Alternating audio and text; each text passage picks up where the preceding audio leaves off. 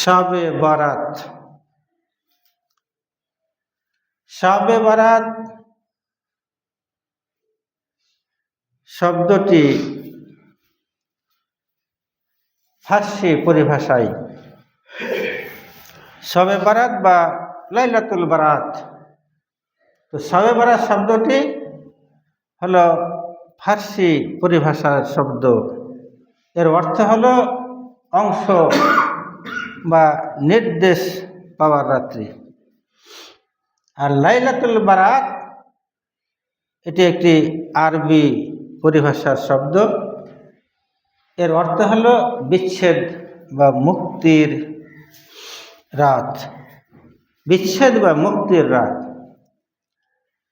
ভারতবর্ষ এবং অন্যান্য দেশের বেদাতীদের এই শবে বরাত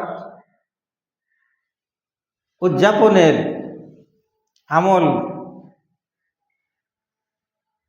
তারা এই হিসাবে পালন করে থাকে যে শবে বরাত হলো ভাগ্য নির্ধারণের রাত। ভাগ্য নির্ধারণের রাত হিসাবে তারা এই শবে বরাতকে পালন করে থাকে। তাদের ধারণা, বেদাতীদের ধারণা যে এই রাত্রে রোজি ও আয়ু বৃদ্ধি করা হয় এবং এই রাতে রূহ, প্রত্যেক আত্মার রূহ পৃথিবীতে নেমে আসে। এই জন্যই বিধবা মহিলারা তার স্বামীর রূহের আগমনের জন্য ঘরে বসে অপেক্ষা করতে থাকে। আলোক সজ্জায় সজ্জিত করে, আগরবাতি জ্বালায়, আর আগরবাতি মোমবাতি লাইটিং করে সারা রাত মৃত্যু স্বামীর রূহের আগমনের অপেক্ষায় সারা রাত কাটিয়ে দেয়, বসে থাকে। এইভাবে তারা এই রাতটিকে উদযাপন করে। তারা হালুয়া রুটি তৈরি করে এবং হালুয়া রুটির আমন্ত্রণ করে আর তারা উৎসব পালন করে। এইগুলো শরীয়ত সম্মত নয়। এগুলো শরীয়তে এর কোনো অস্তিত্ব নেই। এগুলো কুসংস্কার যা তারা পালন করে থাকে। বেদাত, এই বেদাতি আমল ত্যাগ করতে হবে। তাদের এই ধারণা যে পৃথিবীতে ওই রাত্রিতে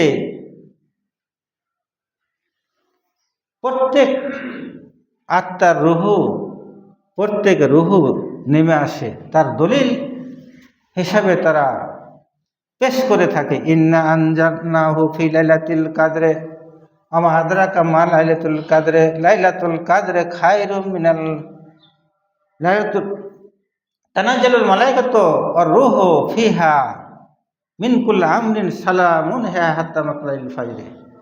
তারা দলিল পেশ করে তানাজ্জালুল মালাইকাতু ওয়ার রূহু ফিহা বাইনা রাব্বিহিম মিন কুল্লি আমরিন সালামুন হিয়া হাত্তা মাতলাইল ফাজর। অর্থাৎ সেই দিনে, সেই রাত্রিতে ফেরেশতা এবং রূহ অবতরণ করে তার প্রতিপালকের নির্দেশ অনুসারে এবং ফজর পর্যন্ত শান্তি বিরাজ থাকে। তো এই রূহ বলতে তারা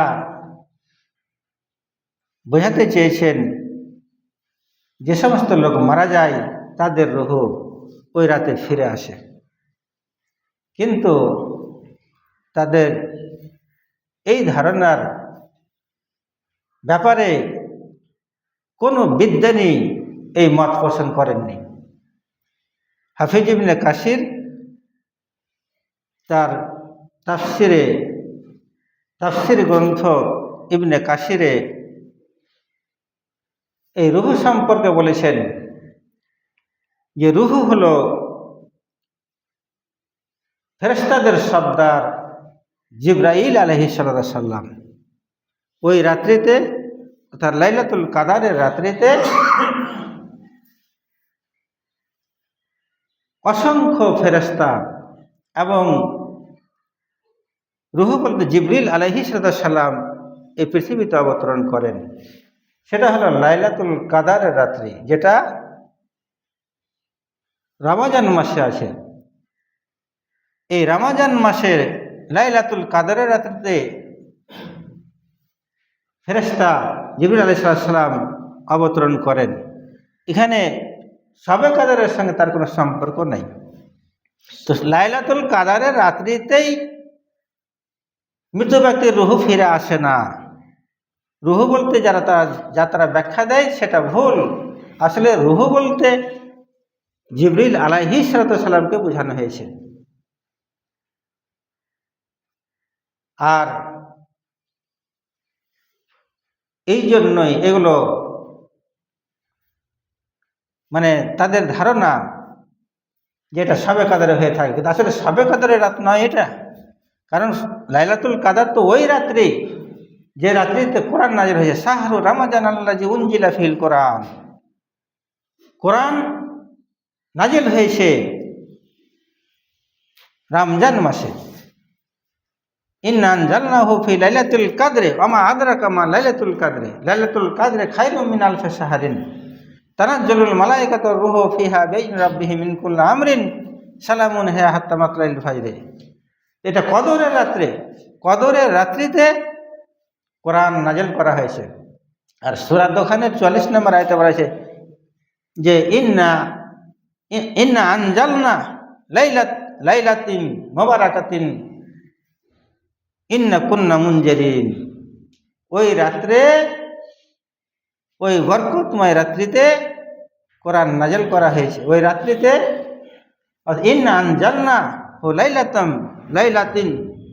লাইলাতিন মুবারাকাতিন, বরকতময় রাত্রিতে কোরআন নাজিল করা হয়েছে। আর এ ব্যাপারে তোমাদেরকে সতর্ক করা হয়েছে। ফিহা ইউফরাকু কুল্লু আমরিন হাকিম, ওই রাত্রিতে প্রত্যেক গুরুত্বপূর্ণ বিষয়ের সিদ্ধান্ত নেওয়া হয়। তো সেটা হলো লাইলাতুল কাদারের রাত, শবে কাদারের রাত নয়। শবে কাদার বলা হয় ওই রাত্রিটাকে যেটা শাবান মাসের 14 তারিখের দিবাগত রাত্রি, সেটাকে শবে বরাত বলা হয়। তো শাবান মাসের 14 তারিখের দিবাগত রাত্রি যেটা শবে বরাত বলছে, এখানে তারা ব্যাখ্যা ভুল দিয়েছে। আসলে মানে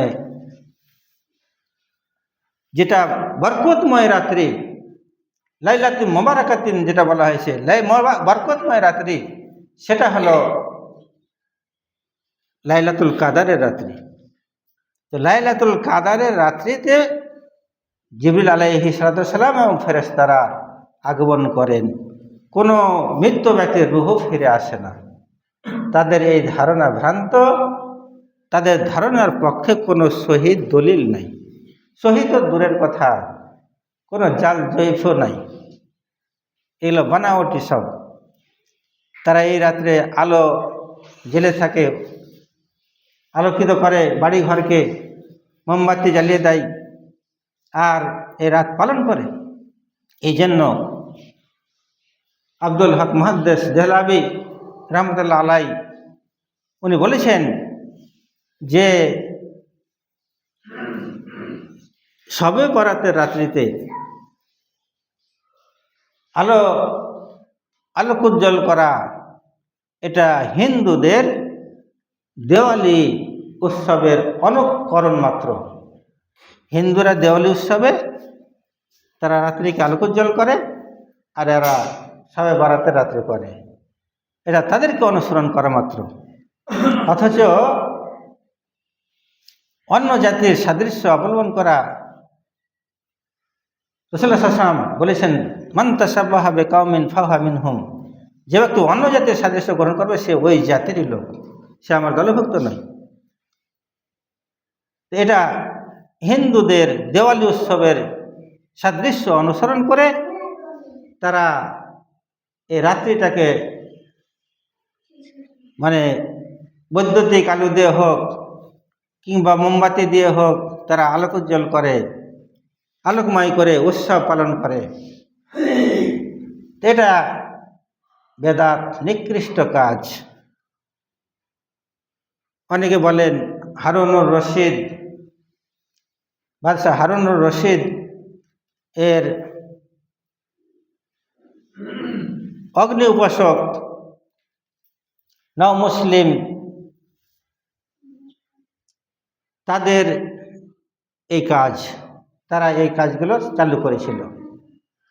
তো যাই হোক, শবে বারাত এটা যেটা পালন করা হয়, দলিল দেওয়া হয়, সেটা কোনো সহিহ হাদিস দ্বারা প্রমাণিত নয়। তারা দ্বিতীয় দলিল হিসেবে পেশ করে রাসূলুল্লাহ সাল্লাল্লাহু আলাইহি সাল্লাম এক রাত্রিতে একাকী বাকিউল গারকাদে কবর জিয়ারত করতে গিয়েছিলেন। এটা হাদিস যদি ইবনে মাজাতে রয়েছে 1389 নম্বর হাদিস। এর হাদিসটা হলো জয়ীফ, এই হাদিস সহিহ নয়। জয়ীফ এবং জাল হাদিসের ওপরে আমল করা যাবে না। তাই এই বেদাত, এগুলো সব বেদাত, এগুলো পালন করা চলবে না। শবে বরাতের রাত্রিতে 100 রাকাত নামাজ পড়ে তারা। এর দলিল হিসাবে যে হাদিস তারা পেশ করে সে হাদিসটা জাল, মওজু। তাই এই হাদিসের উপর আমল করা যাবে না। এই বেদাতটা চালু করেছিল 448 হিজরিতে বাইতুল মুকাদ্দাসে মসজিদে এই বেদাত চালু হয়। 448 হিজরিতে বাইতুল মুকাদ্দাস মসজিদুল আকসায় এই বেদাত চালু করে।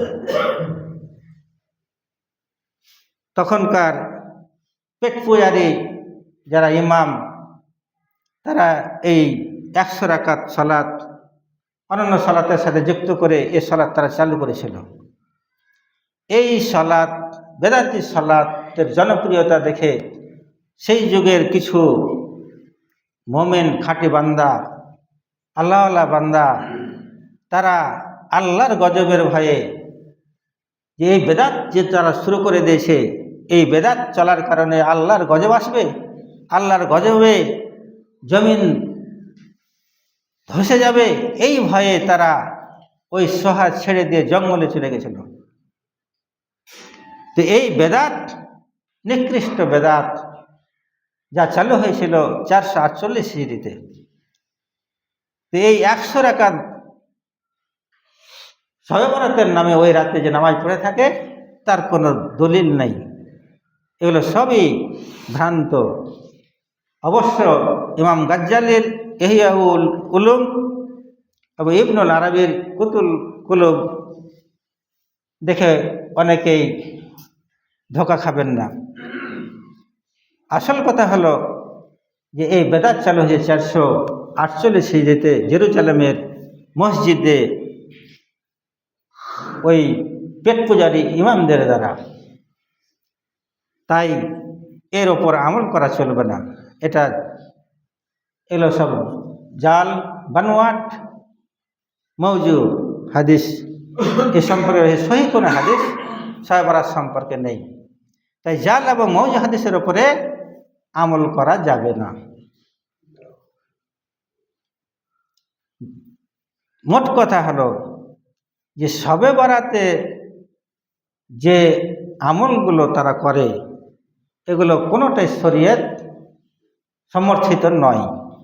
যদি কেউ মনে করে, যদি কেউ বলে যে এতে কি মন্দ কাজ হলো, এটা তো ভালোই কাজ, নামাজই তো পড়লাম, নামাজই তো পড়লো, এতে মন্দের কি হলো? তো দেখো, শরিয়াত মানুষের তৈরি করা নয়, মানুষের তৈরি করা শরিয়াত হবে না। শরিয়াত আল্লাহর পক্ষ থেকে এসেছে। রাসূলুল্লাহ সাল্লাল্লাহু আলাইহি সাল্লামের 63 বছর জীবনের মধ্যে নবুয়তি জীবন হলো 23 বছর। এই 23 বছরে যা শরিয়াত আল্লাহ পাক রব্বুল আলামিন তাকে দিয়েছেন, সেই শরিয়াতটাই কিয়ামত পর্যন্ত ওইভাবেই থাকবে যেভাবে তিনি দিয়ে গেছেন। তার কম বেশি করা যাবে না, কমও করা যাবে না, বেশিও করা যাবে না। দিন ইসলাম পরিপূর্ণ। আল ইয়াউমা আকমালতু লাকুম দীনাকুম, আল্লাহ পাক রব্বুল আলামিন দিনকে পরিপূর্ণ করে দিয়েছেন। আপনি নতুন করে নামাজ ঢুকিয়ে দিবেন, নতুন করে নামাজ কমিয়ে দিবেন, এই ক্ষমতা কোনো মানুষের নয়। শরিয়াত আল্লাহ কর্তৃক নির্ধারিত, এটা মানুষের তৈরি করা নয় যে আপনার খেয়াল খুশি হলে আপনি নামাজ পড়তে শুরু করে দিবেন, নামাজ বাড়িয়ে দিবেন। 5 ওয়াক্ত নামাজ আল্লাহ ফরজ করেছেন, আপনি 10 ওয়াক্ত করতে পারেন না, নামাজই তো ভালো কাজ, কেন আপনি করতে পারবেন না? কারণ এখানে অনুমতি নেই। জুমার দিন 2 রাকাত নামাজ আপনি ইচ্ছা করে 4 রাকাত পড়তে পারবেন কি? পারবেন না। এখন নামাজ ভালো কাজ বলেই আপনি পড়ে নেবেন, তা চলবে না। তাই এই 100 রাকাত যেটা শবে বরাতের রাত্রে নামাজ পড়ে, এগুলো সবই বেদাত। বেদাত আমল করলে সেই ব্যক্তি, বেদাতি ব্যক্তি সরাসরি জাহান্নামে যাবে। বেদাত আমল করার কারণে তার সমস্ত আমল বাতিল হয়ে যাবে। ফরজ নামাজ, নফল নামাজ, কোনো ইবাদত তার কবুল হবে না। এমনকি কোনো বেদাতিকে যদি কেউ আশ্রয় দেয়, যে নব বেদাত আবিষ্কার করলো, নব আবিষ্কৃত বেদাতিকে যে আশ্রয় দিল, তার উপরে আল্লাহর অভিশাপ, তার উপরে ফেরেশতাদের অভিশাপ, তার উপরে সমগ্র মানবকুলের অভিশাপ। তার ফরজ এবং নফল কোনো ইবাদত কবুল হবে না। এক কথায় বেদাতকে কোনোভাবেই প্রশ্রয় দেওয়া যাবে না, বেদাত আমল করা যাবে না। বেদাত আমল করে আল্লাহর নৈকট্য লাভ করার ধারণা ত্যাগ করতে হবে। বেদাতের পরিণাম হলো জাহান্নাম। এমনকি বেদাতকারীদের তওবার দরজা তাদের জন্য বন্ধ করে দেওয়া হয়েছে, যতক্ষণ না তারা বেদাত ত্যাগ করে। একজন বেদাতি ব্যক্তি যতক্ষণ বেদাত করতে থাকবে, ওই বেদাত করতে আসে আর তওবা করছে, তাহলে তার তওবাও কবুল হবে না। যতক্ষণ না সে বেদাতকে ছেড়ে দেয় পরিপূর্ণভাবে, যতক্ষণ না বেদাত ছেড়ে দেবে, ততক্ষণ পর্যন্ত তার তওবা কবুল হবে না। বেদাত একটা নিকৃষ্ট ইবাদত। এই নিকৃষ্ট ইবাদতের মধ্যে একটা হলো এই শবে বারাত, যেখানে শবে বারাতের দিন কি করা হয়? হালুয়া রুটি তৈরি করা হয়, পটকাবাজি করা হয়, রাত জেগে ইবাদত করা হয়। ছেলেরা, মেয়েরা, বিধবা নারীরা ঘরে বসে ওই মৃত্যু স্বামীর রুহের অপেক্ষা করতে থাকে, আর পুরুষ লোকেরা ছুটে যায় কবরস্থানে, গোরস্থানে গিয়ে মোমবাতি জ্বালায়, এবং সেখানে যে তারা দোয়া করে। এই সমস্ত যতগুলো করা হচ্ছে, এর পিছনে কোনো সহি দলিল নেই। এগুলো সবই বেদাত। ওই রাত্রে রুহের আগমন, এই কল্পনাটা, এই ধারণাটাই তাদের বেদাত। এই ধারণাতে তাদের শরীর নাই। মানুষ যখন মরে যায়, দুনিয়ার সঙ্গে তারা কোনো সম্পর্ক থাকে না, দুনিয়ায় সে ফিরে আসে, এই আকীদাটাই তো ভ্রান্ত। এই ধারণাটাই তাদের ভ্রান্ত যে রুহু ফিরে আসছে, তার মানে প্রত্যেক শবে বরাতের রাত্রে ফিরে আসে, এই ধারণাটাই ভ্রান্ত। আর তারা মোমবাতি জ্বালিয়ে দেয় কবরস্থানে। এই মোমবাতি জ্বালা এ তো অগ্নিপূজকের সাদৃশ্য। আলোক উজ্জ্বল করা, লাইটিং করা, আজকাল বৈদ্যুতিক লাইটিং করে দিচ্ছে, এগুলো সবই শরীয়ত বহির্ভূত। ওগুলো অন্য জাতির সাদৃশ্য, হিন্দুদের দেওয়ালির সাদৃশ্য। তাই এইগুলো যারা করে পুরুষেরা করে, আর তারা হালুয়া রুটি তৈরি করে, তাদের ধারণা যে এই দিনে রাসূলুল্লাহ সাল্লাল্লাহু আলাইহি ওয়াসাল্লামের দাঁত ভেঙে গেছিল, যার জন্য শক্ত খাবার খেতে পারে, তাই হালুয়া রুটি তারা খাবার তৈরি করে, নরম রুটি খায়। এই ধারণাটা, এটা ঘটনাটাও সম্পূর্ণ তাদের বানাওটি, তাদের মিথ্যা। রাসূলুল্লাহ সাল্লাল্লাহু আলাইহি ওয়াসাল্লামের দাঁত ভেঙেছিল উহুদের যুদ্ধে, আর উহুদের যুদ্ধ শাবান মাসে হয়নি, উহুদের যুদ্ধ হয়েছিল শাওয়াল মাসে, দ্বিতীয় হিজরি শাওয়াল মাসে হয়েছে উহুদের যুদ্ধে। উহুদের যুদ্ধে রাসূলুল্লাহ সাল্লাল্লাহু আলাইহি ওয়াসাল্লামের দাঁত ভাঙলো। তো এখন তো শাবান মাস, শাবানের পরে রমজান, তারপরে আসছে শাওয়াল, শাওয়াল মাস আসবে তখন দাঁত ভাঙবে। এখন তো শাবান মাসে দাঁতই ভাঙেনি, আপনি হালুয়া রুটি খান কি করে? এখন তো যুদ্ধই হয়নি, আপনি কোন যুক্তিতে হালুয়া রুটি তৈরি করছেন আর খাচ্ছেন? তো এইগুলো তাদের বানাওটি সব। হালুয়া রুটি হালুয়া রুটি খাওয়ার প্রমাণ তো নেই, সাহাবীদের থেকে প্রমাণ নেই, তারপরে আপনি খাচ্ছেন, খুব দরদি দেখাচ্ছেন যে আমি রসুলের দরিদ্র। রসুল যদি প্রেমিক হবেন, তো রসুল যে কাজ করে সে কাজ তো করতে হবে, রসুলের আদর্শ গ্রহণ করতে হবে। মুখে দাবি করলেন আর বানাওটি কাজকাম করলেন আর বললেন আমি রসুল প্রেমিক, তা কখনোই নয়। তাই এই ঘটনাও তাদের বানাওটি। শাওয়াল মাসে উহুদের যুদ্ধ হয়েছে, সেই মাসে দাঁত ভেঙেছে। শাবান মাস 1.5 মাস আগে দাঁত ভাঙেনি, তুমি 1.5 মাস আগে হালুয়া রুটি খাবা, এ কোন যুক্তিতে খাবা? এগুলি সবই বানাওটি। তো যাই হোক, এই শবে বারাতকে কেন্দ্র করে যতগুলো করা হচ্ছে বর্তমান ভারতে এবং অন্যান্য দেশে যারা বেদাতিরা করে থাকে, এগুলো সবই শরীয়ত বহির্ভূত আমল। এগুলো আমল করা যাবে না, এগুলো থেকে নিজেদেরকে বাঁচিয়ে রাখতে হবে এবং ছেলে মেয়েদেরকে বাঁচিয়ে রাখতে হবে। আল্লাহ যেন আমাদেরকে সেই বেদাতি আমল থেকে বাঁচিয়ে রাখার তৌফিক দান করেন। এই বলে আজকের বক্তব্য এখানে শেষ করছি।